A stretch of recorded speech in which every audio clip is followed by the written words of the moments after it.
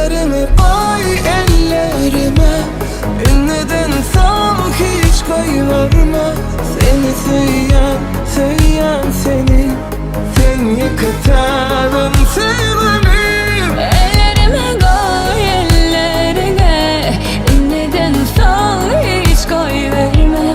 Seni söyleyen seni, seni yıkatadın sevgilim. Gün oldu yaşman yatılı, yazdım ben sevgi hatını.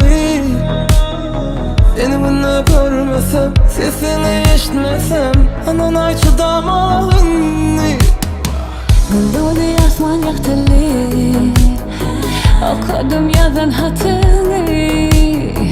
Yazan her sözünü, her bir setirini, kalbimde saklayan inni.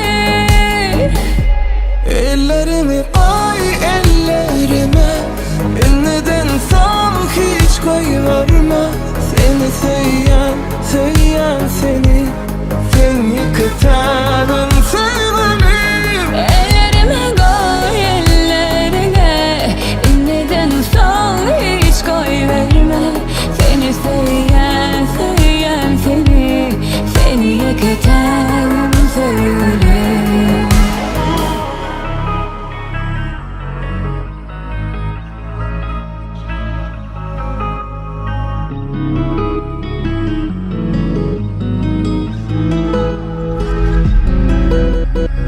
Bilyana seni söyleyenimi, sensiz olmayanımı, İsle verecek canımı, yıkılayma hiç yarımı, bir insan varımı.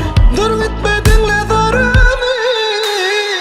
Bana sen öğrettin sevgin emelini, sen kır kızım bana sevgin dünyasını. Kapıları açtın